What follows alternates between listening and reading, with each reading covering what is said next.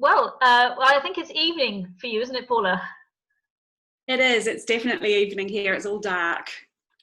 And it's just morning In New here. Zealand. So you're all the way over in New Zealand. Whereabouts are you? I live in a gorgeous spot called Mount Maunganui, which is in the North Island on the east coast. It's lovely here. Very And nice. what's the weather like at the moment? You're starting to go into your winter? Yeah, we're heading to winter, and I hate to say it, but our weather is as good as an Irish summer right now. Yeah, it's funny because I was talking to an NLP trainer and coach down in Johannesburg, and it's a similar, obviously, time of year. So it was really interesting. We're kind of, even though opposite sides of the planet, it's great to we're almost in the same weather system at the moment. So, so Paula, why don't you tell us? It seems like we are. Yeah.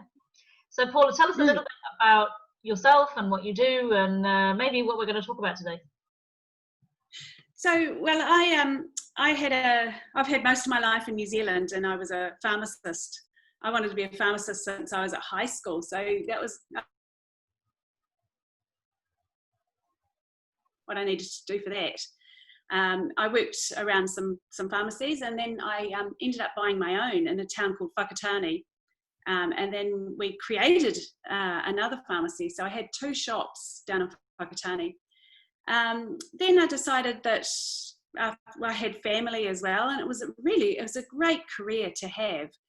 But I started noticing a whole lot of other things that were working for people and my own family, where I didn't have all the answers that I thought I had. So I started investigating other therapies, other modalities, and getting really good results with them as well. So I figured there was more to. I had to learn a heck of a lot more, and I did a lot of training, and when I turned 50, I went over to Ireland, and I spent 4 years in Ireland, and I didn't want to be a pharmacist. I'm sorry, but you're only 35. What are you talking about? Yes, I have a crystal ball. I'm working in the future. So I decided to step out of pharmacy while I was in Ireland, and I turned all my skills, and I have a very strong interest in women's health.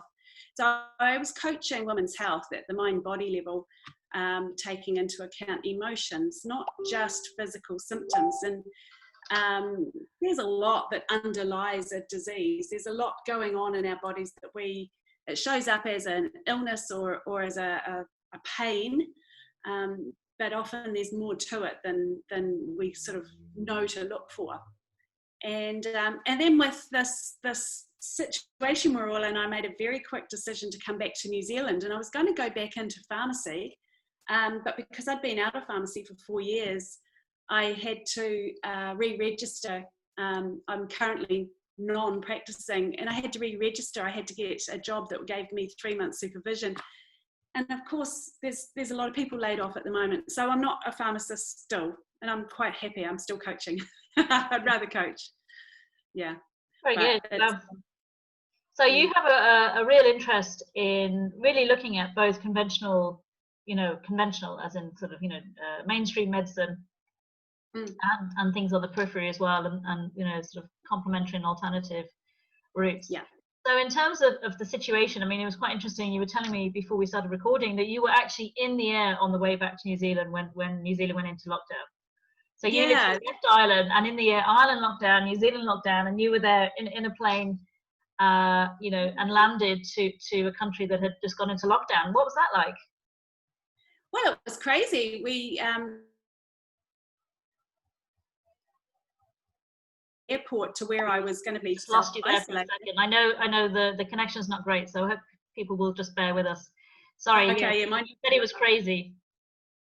Yeah, it was. Whether we were going to be pulled over by police by getting from the airport to where I was going into self-isolation, or what was going to happen. It's a whole different world that I don't like much right now. I don't like it much.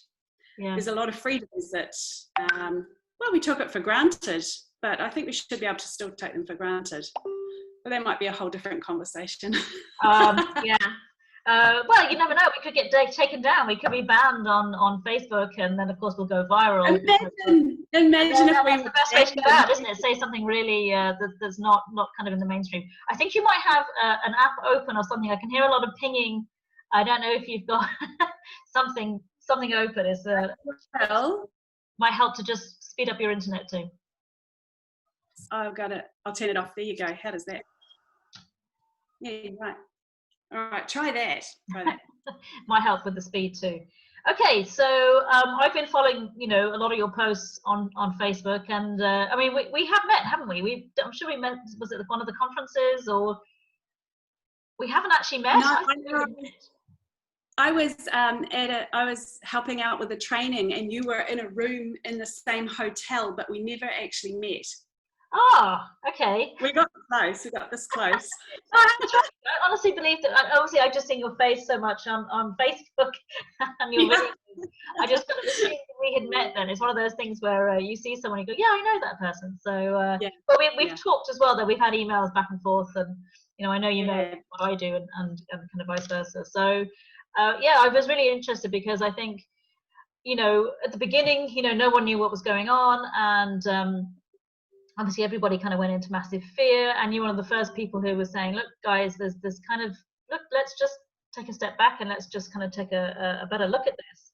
And it's just been quite fascinating because it just seems that people are so polarized over all of this, and there's so much vitriol in terms of if you say anything that is not being touted in the mainstream media, you're a conspiracy theorist, you're crazy, but I'm getting a sense now that there is a lot of real research that's not about opinion. It is absolutely, it's facts and figures, that is actually showing that really what the measures that whilst they were, we didn't know what we were dealing with. I think that was the bottom line. We're probably okay for the beginning, but as we've learned and as we've kind of, science is about reevaluating and bringing in as much data as possible at the end of the day.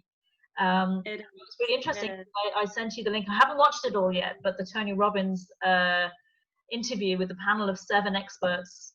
One is a Nobel Prize winner, from around the world, and how, again, it's like follow the science. That's really, it's not about opinion. It is about the science. And I think, obviously we can't kind of go out and change what politicians are necessarily doing at this level, but from individuals' point of view, the whole aim of the breathing space was to give people a space where they can just become present, to just breathe. What can we do? Because sometimes it can get very overwhelming, can't it? That you feel like you're just this one little person or whatever, and yes, whilst you're kind of gathering maybe people who are supportive around you, it's quite tough, isn't it, to kind of go against the tide and against if you feel that something's a bit off, or you have that feeling that, hang on, that doesn't make sense, but I'm not quite sure why. I just want to go back a little bit on what you were saying too. Yes, science is for facts, but science can suffer from ego as well. And there's a whole bunch of scientific papers that have ego associated, but also they have funding associated. So and any statistic can be manipulated. You can make a graph look really dramatic, or perhaps not quite so exciting. And this is what I've come across just lately, is manipulation of fact. You can get it to say anything you like. So, and then you can search anything. It's hard to find good, solid, robust information and data. But I suppose that it isn't biased, and it doesn't. And at the end of the day, we're all human, so we're all going to have our own bias anyway. Whatever, wherever we're coming from, there is an impact in terms of how we interpret things. So I think if we recognise that too, that's really powerful. Absolutely, and I have to remind myself to look at data. I do have a bias. Everyone has a bias, and because I have my beliefs, and of course I want my beliefs to be supported by the data. I have to remind myself to try and take away the bias and be happy to have my mind changed, to be Yes. happy to come up with a different belief. Wow, that's so powerful. That is so powerful, to be open to having your mind changed. Yeah. You know, and your mind has to be open in order for it to be Yeah. changed at the end of the day. And it was quite interesting. It was, you know, I was again kind of watching the first few minutes of the video, and you know, Tony Robbins was talking about the momentum, you know, that when a decision is made, that it carries with it this momentum. It's like, right, come on, all, you know, and it was all systems go. And it's like, how do you stop this freight train? Really, because it's full of opinion, and it's full of, you know, expectations as well. It was like, well, this is what we're expecting, so we're going to have to do this. Yeah. And I suppose that I was thinking today, you know, it's very difficult for anyone to admit that they've made a mistake. It's not cool, is it?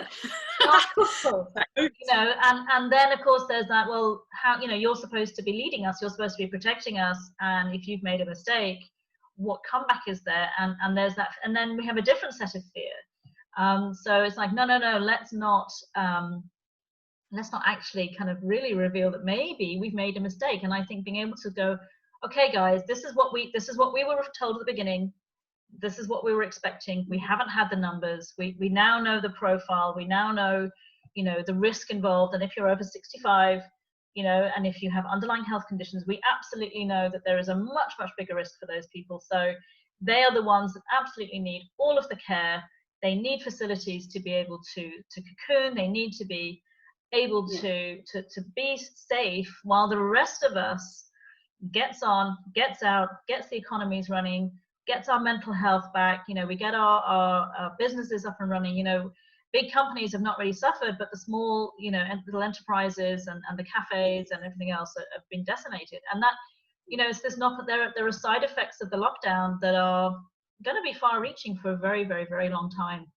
And if we don't do something kind of sooner rather than later. And I think it's this ridiculous black or white situation where people are saying either you believe this thing is out there and it is the way it is, and everyone has to be locked down, and how dare you have, you were saying about people who are having parties for their kids. And it's like, I have children, and like my 10-year-old yesterday, you know, he was meant to have seen a friend, and there was a situation came up this first time, you know, since lockdown, and he was gutted. I've never seen him so sad and so upset. Now he is seeing his friend today, so it's okay, he's all right. But the impact on children it's so massive, and they're now saying that COVID-19 is going to be included in the ACE score, the adverse childhood. So the ACE score, the adverse childhood experience score. They're now saying that actually COVID-19 is going to be included. Well, every kid's going through that then. So every kid's on the back foot. And we know from the research that the higher the ACE score, the more likely the person will have ill health, you know, later in life, because of cortisol and stress. And we are not designed to live in such stressful circumstances. And this invisible enemy, I mean, I think that's the worst thing about it. It's like, you know, we can't see it. It could be anywhere. And I love the post you put up the other day, which was saying that, you know, the research is now showing asymptomatic people are actually not spreading it. And that, when I said it to a friend of mine, she went, oh my God, what a relief. She said, because you could be standing next to someone in a bus stop and they can seem perfectly healthy, and you're thinking, well, and this fear of each other. And it's like, fear is so damaging to our health. Fear is, you know, people were talking at the beginning, fear is the virus, and people were like, you know, you're a conspiracy theorist. Like, no, it's fact. There's no getting over this.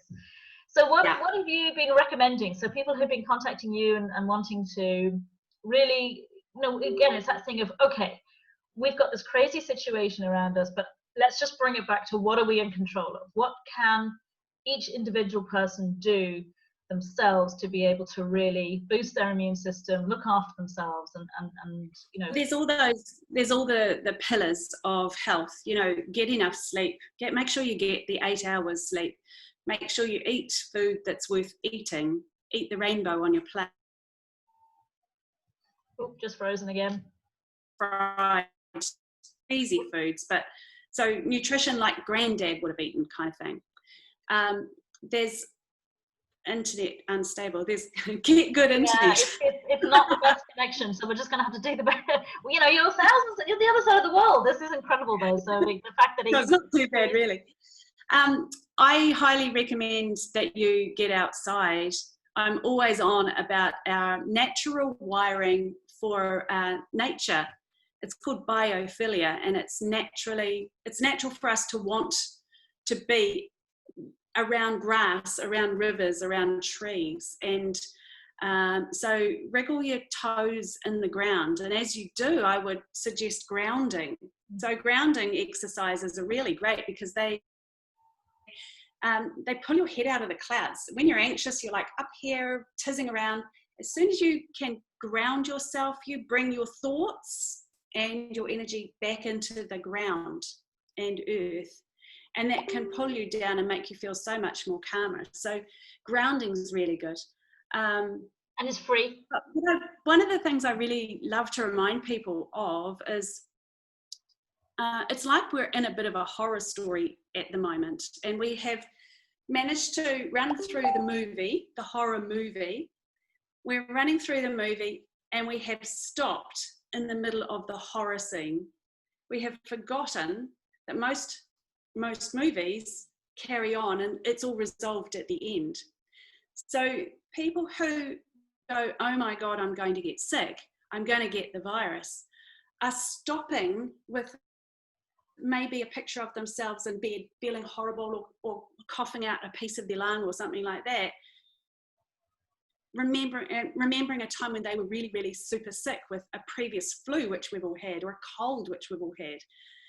If you remind yourself that you actually got better, that particular horror story actually resolved and you got better and you felt well again, you actually remind your body to go through the process it needs to do in order to make you better. Yeah, it sucks to be sick.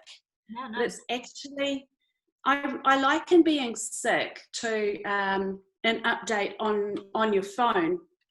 So you plug your phone in and magically overnight you get an operating system upgrade. The same with our body. We go through an immunological information upgrade every time we get a little bit of a challenge, or maybe a big challenge like a flu. Your body gets some immune information and it upgrades its whole system. So every time you get a cold, you go, I will never get that cold again because I have a strong immune system. And thank you, body, for doing what it's to do. It's unpleasant, we all know that, immune building. So I liken, if you can imagine getting a cold or a flu or a COVID, and a lot of people have had COVID, imagine that as upgrading your operating system for your body so it knows what to do next time. It's got it sorted and you probably won't suffer again. And it's that kind of thinking of not stopping in the middle of the horror story, fast forward to the end. That's the goal. I want to be well again. Remember to think wellness again. Yes, I might be a bit uncomfortable, I might be a bit sick, but hey, I'm going to get really well at the end of this. That's right, we've got this, we can do that. And just let the body get on with the job of doing what it needs to do. Absolutely. And I think, you know, again, it's that, I remember kind of within the first few weeks of this, when we were really, really kind of being very careful about not going out too often, and it was just, you know, it was just purely for groceries.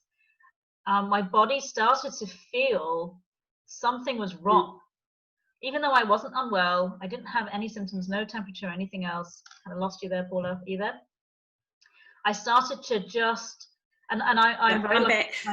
I'm very lucky. I live out in the countryside, so I have access to a big garden. And you know, I was out walking by the canal, so I was in nature. But there was something. It just felt, my body was like, what's going on here? And it was only when I started to really kind of go, what could it be?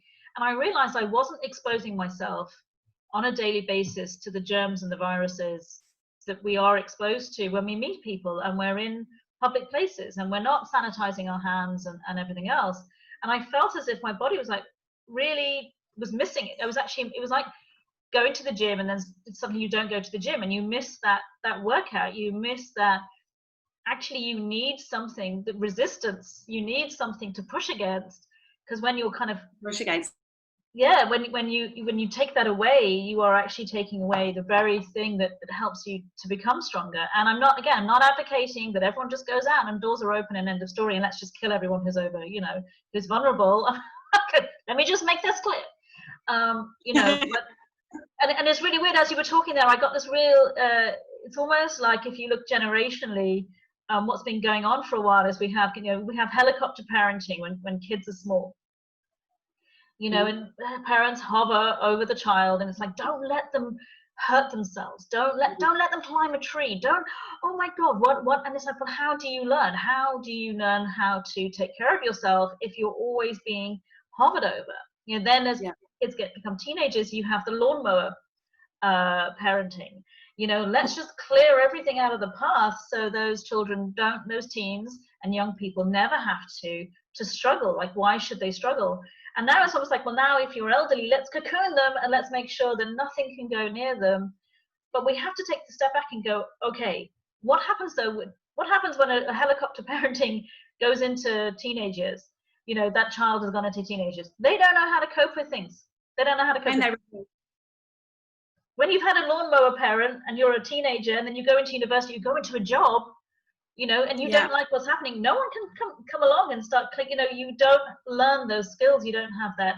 And if everything just opens up and people out there, what is going to happen? We are not actually really giving ourselves, I think, the best chance of really clearing this out. We're going to be living with it for a long time, but we're going to have to adapt, and to do that, more and more people need to be out there living and actually building our immune systems in multiple ways, not just with COVID-19. Like when a baby's born, it has no immunity, so breastfeeding is so good for it. But when a baby starts to crawl, everything goes in the mouth. You soother, and it falls on the floor and it will hop straight in. It's like, ugh. But it's getting a low-grade exposure all the time to grow its immune system. And children up until the age of 5 or 6 get quite sick quite frequently. They've always got a cold happening. It's just, it sucks. It's not fun being sick. It's not fun wiping a nose, but it is really important for their lifelong immune system. And you were saying that in a pharmacy, when you first start working in a pharmacy, the first year, you're going to get everything. Yes, the first year I worked in pharmacy. People are coming into the pharmacy. Flu, I got about 12 colds. I was always sick. But after that, I think I didn't get the flu for about 24 years after that. And I might have got a cold a year or something like that. Continuous low-grade exposure from all my customers coming in, give me something for my cold. It didn't make me sick. And it's a thing with pharmacy. The first year anyone works in a pharmacy, they're sick. But then all good. and we have to bear this in mind. I think it's just this kind of fear factor of and we were talking before we started recording, there's kind of two fears. One is about getting sick yourself. You don't want to get sick. So it's like, okay, what do I need to do? And I think there are things we can do to stop ourselves, that even if we do get sick, that we can minimize the impact of it, which is, as you said, the pillars, but also good hygiene.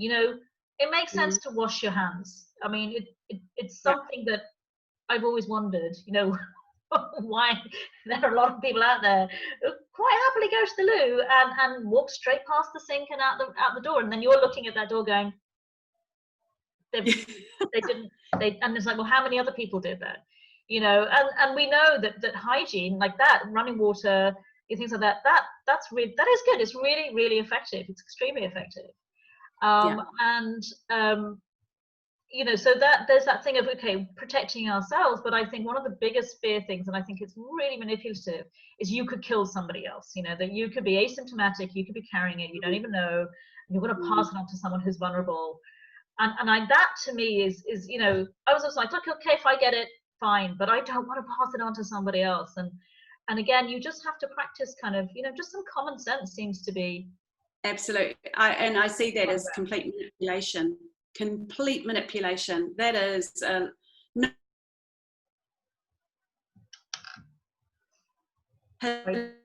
pedestrian pretty easily.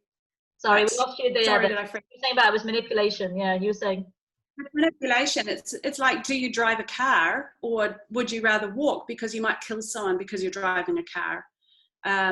It's manipulation gone nuts, really. That stay at home, you might kill someone by not staying at home. It's a load of bunkum. It's rubbish. Well, it's very interesting because I shop at a fairly big kind of well-known chain for my groceries, and over the last few times I've been in there, I've just said to the cashier, how are you? Have you had anything? Are you okay? Is everyone else okay? Has anyone been sick? No.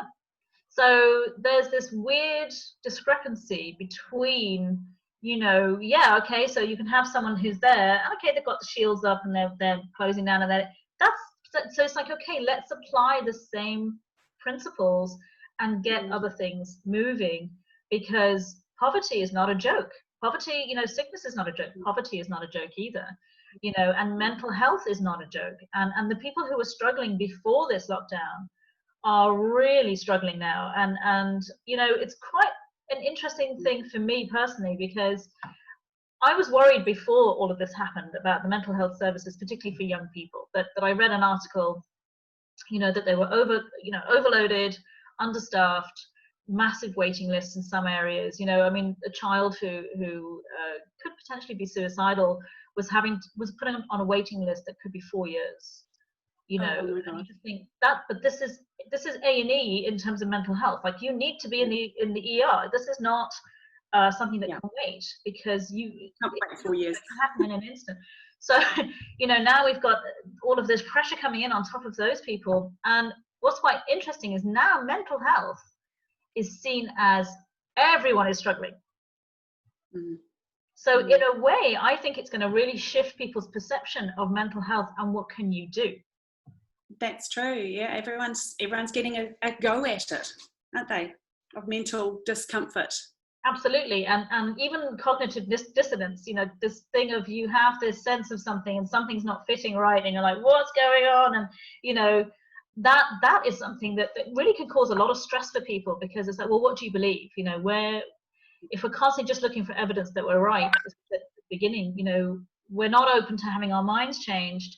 And we have confirmation bias, and the algorithms on Facebook are brilliant at that. Whatever you're looking at will keep turning up. So it looks like it's real. It looks like that's yeah. Oh, see, there's another evidence that we're all addicted to being right at the end of the day, So it's that kind of thing. So it's how do we really, yes, look after our physical health, but our mental health is so important. We are not heads on sticks.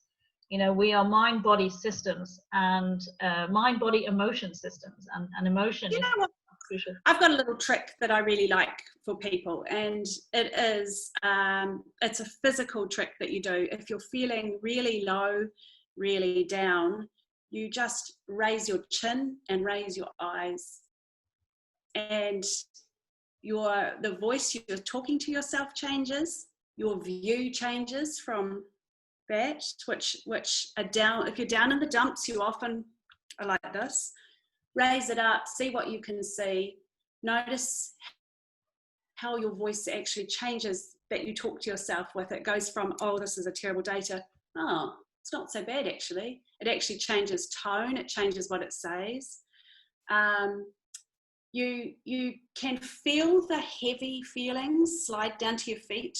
They're sort of lighter up here. It's like you have a dark pool. For me, it's like I have a dark pool of dark feelings around my feet, but up here they're lighter and brighter and more curious. Well, that's why we say look up.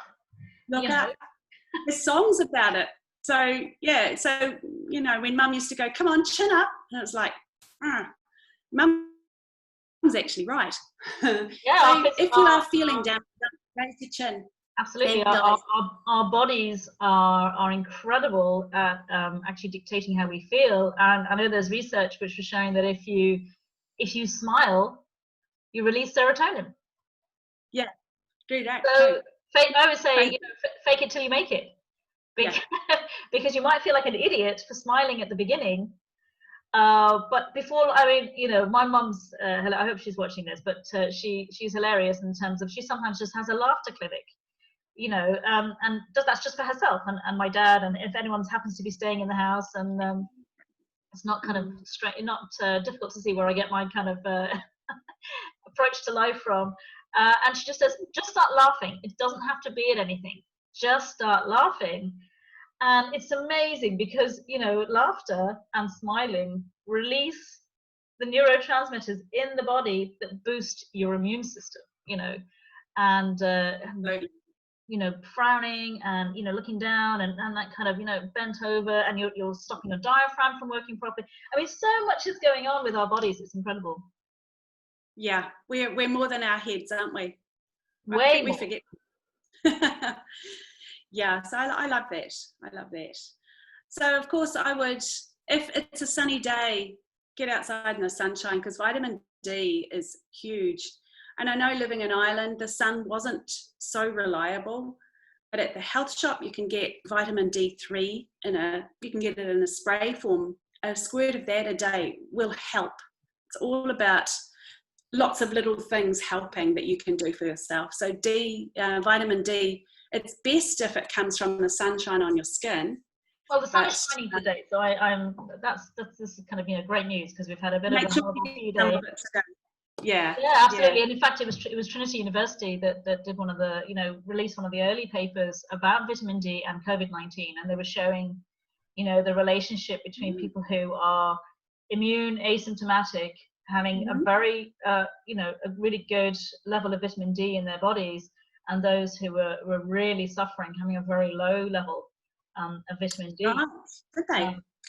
Yeah, I'll send you the link. And it was very early on, and it was released, boom, and, you know, because it was a very clear chart, and it was showing, you know, this relationship. And they were saying, because you would think, well, Italy, well, Spain, well, surely they have, you know, a lot of sunshine and everything else. But actually they were saying the darker the skin, actually the less likely to absorb the vitamin D. So a lot of those countries, actually, they need supplements, because, you know, a lot of our food, of course, doesn't actually have, even if we think we're eating healthy and we're making good choices, we may not be getting everything we actually need from it, because it's been so overwhelmed. You know, we need to really take a massive step back, don't we, and just reevaluate. In order to go forward, we need to go backwards. Now, there's a fascinating chap called Dr. Zach Bush, and he talks about the relationship of not only us with our own system. He's brilliant. The system of us with the world, and how we are growing our food as well. I know in New Zealand we're low in selenium, we're low in zinc, so supplementing with zinc is a good idea here. I'm not quite sure what it's like in Ireland, but you get your food grown all over the world. So, and it's, so. Yeah, we're not eating seasonal fruit and veg. We're eating it wherever it's grown in the world. And then we have a huge carbon footprint in terms of it being shipped. And actually I saw an interesting thing, sorry, just completely go a little bit off track there. And it was an idea that a school, I think it was in the Young Scientist Award every year, and one of the students had won an award for an idea of having a red, orange, and green sticker on food to show the carbon footprint. Oh, what a great idea! So if you saw something and it had a red sticker on, which meant it had come all the way from Mexico, you know, your avocado that you think is really healthy, and well, it is healthy, but you know, it's like, yeah, but what are the other costs? You know, there's more than just what you're paying, you know, for it. And that had a red sticker on it, and then you had, you know, an apple which was locally grown, and it had a green sticker on it that it was actually carbon, not just neutral, but actually, you know, it was organic and it was local, and all that kind of stuff. I think most of us would probably go for green. Certainly. It would be nice to. It would be nice to, but then I'm thinking of my Super Value supermarket I shopped at, and I was getting beans from Zimbabwe and all sorts of around the world, which to a Kiwi was very exciting. But it's but we don't really, and I think it's that thing. Maybe it's time we all just need to rethink, yes, our relationship, you know, with each other, and our relationship with the planet, you know, and if we continue to raise animals the way that they're penned in, and you know, there's going to be these viruses are going to jump, because, you know, we're not really respecting. We're not really respecting it, and I'm not saying I don't live perfectly. I don't, you know, and I think it's just, even the other day I was watching a movie, and it was about the fashion industry, you know, and really the lack of fair trade between those people in those sweatshops and you know, the catwalk, and what we see in magazines, and that €1 t-shirt, you think, oh, that's great, €1 t-shirt. It's like, yeah, but you're paying €1. So like the person who made it, what did they get? And I think to start to see the connection with everything and everybody, to see ourselves as one world, you know, would be an amazing outcome if it could really happen at the end of this. But it starts to get overwhelming, doesn't it? So what do we do to haul it back to what I can do for me here and now? Exactly. It does. It gets very overwhelming. And I think that's why a lot of people have just gone, I don't care. I'm just going to follow the rules. I'm just going to, you know, because it's certainty, and a lack of certainty is very, very scary. And I know for me, my business fell off a cliff at the beginning. You know, I've had to work incredibly hard to find another way around. And as soon as I started working with people again, and even just doing these talks really kind of lifted me. I was like, no, I have to connect with people in the outside world. I can't just be talking to the people in my house. You know, that's that's not okay. That's not how life is meant to be. We needed the rest too. Yeah, we're, you know, it's best. And again, you know, we're so lucky. We have space, we have a garden, and I just keep thinking those people who are really stuck in maybe a 1 or 2 bedroom flat, no outside space. I mean, kids in Spain were not allowed out for 6 weeks. I mean, that is just like, what? You know, and then they found that actually children are not they're not the vectors that we thought they were. Yeah. And not spewing COVID-19 all over everybody. And you know, I know it's counterintuitive for health, but we'll watch this space. There's stuff coming out all the time now, and there's more people that are questioning. It's just be curious, ask the questions. Like, well, does this make sense? If it does make sense, fine, do it. But if it doesn't make sense, ask questions. Well, if that doesn't make sense, what does? How could it? And I think, you know, having an opinion is one thing, but I think having a question is better. You know, to be open to go exactly as you said, and certainly from the beginning, I kept thinking this is weird. I don't get this. Hang on a minute. You know, and I think it's unfortunately there was a huge momentum. You know, there was a big decision. Everybody, you know, needed to be on board at the beginning. Totally get that. But as new information comes in, you know, it is about adjusting our view and adjusting our understanding, and be able to come out of this as sane as possible, and maybe better. I mean, I think everyone's having their own personal journey through this, and to me, it's like, okay, this is an opportunity. This is one of the biggest opportunities we're ever going to get in our lives to really face maybe some of our biggest fears, maybe some of the things that, you know, we've been doing, but in a much quieter, lower volume way throughout our lives, and now it's amplified because of this. And I remember watching a video of Tony Robbins' seminar the day after 9/11. So it was in Hawaii, and everyone was asleep, and when they woke up, 9/11 had happened. And it was like, you know, 5,000-6,000 people, I think, in the audience. And they had an emergency meeting, obviously the whole crew, and they're like, well, what do we do? Do we cancel? Do we send it? Like, they had like, I don't know how many people from New York on the training. And they're like, you know, what do we do? And then they went, okay, look, let's go ahead. And they actually continued. It's one of the most amazing videos. And I think I'm really highly, if I can find the link, I'll stick it underneath this video. If not, people can maybe find it and maybe post it. But one of the things he said was this, and it stuck with me. So it was so profound, which was, everyone has their go-to reaction. This is not just happening now. This reaction is not just happening because of this. You've got the same reaction to stuff all the time. This is just turn the volume up.